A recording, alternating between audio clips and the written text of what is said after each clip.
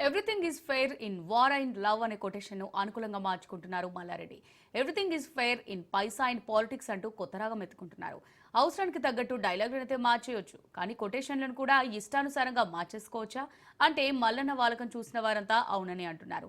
చామకూరకు మాత్రమే సాధ్యం అంటున్నారు. ఎవరు అధికారంలో ఉన్నా మల్లారెడ్డి హవాకు డోకా లేదంటే ఆయన లాబీయింగ్ ఎంత బలమైందో అర్థం చేసుకోవచ్చు. అందుకే ఆయన ఎన్ని ఆకృత్యాలు చేసినా ఎవరు పట్టించుకోరు. అందుకే దర్జాగా దందాలు చేస్తున్నారు మల్లారెడ్డి.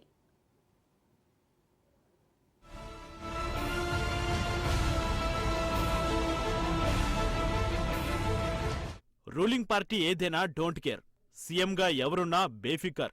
ఇది మల్లారెడ్డి ధీమా. విద్యా సంస్థల ముసుగులో దోపిడీ దందాలు చూస్తున్నా ఏమాత్రం భయం లేదంటే మల్లన్న లాబింగ్ ఎలా పనిచేస్తుందో ఊహించుకోవచ్చు. తెలంగాణ రాష్ట్రం ఏర్పడిన తర్వాత టీడీపీ అధినేత చంద్రబాబును మాయ చేసి ఎంపీ టికెట్ తెచ్చుకున్న మల్లారెడ్డి మల్కాజ్గిరి ఎంపీగా ఎన్నికవడంతో ఆయన దిశ తిరిగిపోయింది. ఇక అక్కడి నుంచి అవకాశవాద రాజకీయాలతో అధినేతల్ని బుట్టలో వేసుకుంటూ మల్లన్న తన అరాచక ప్రస్థానాన్ని కొనసాగిస్తున్నారు. టీడీపీ నుంచి టీఆర్ఎస్లో చేరి అక్కడ ఎమ్మెల్యేగా పోటీ చేసి గెలవడమే కాదు, ఏకంగా మంత్రి పదవిని పొందగలిగాడు అంటే మల్లారెడ్డి ఎంత మాయగాడో అర్థమవుతుందని ఆయన ప్రత్యర్థులు విమర్శిస్తున్నారు. ఈ విమర్శల్ని సైతం తనకు పాజిటివ్గా మలుచుకోవడంలో మల్లన్న దిట్ట. ఎవరైనా తనను తిడితే దాన్ని కూడా జోవియల్గా మార్చేసి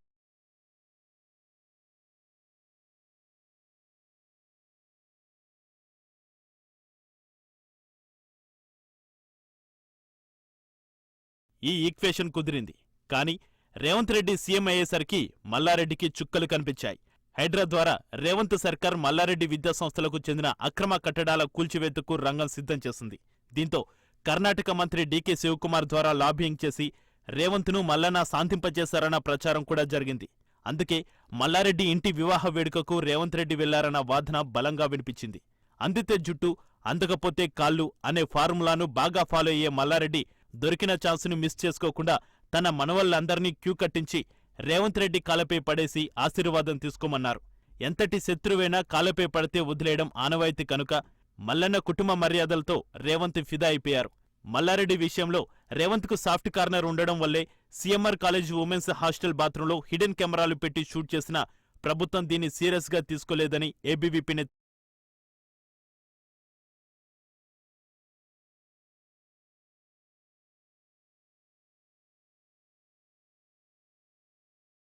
పవర్తో ఎంతటి వారినైనా గుప్పెట్లో పెట్టుకోగలననే ధీమాతో మల్లారెడ్డి చేసిన పాపం పండే రోజు దగ్గర పడిందని విద్యార్థి సంఘ నేతలు దుమ్మెత్తిపోస్తున్నారు.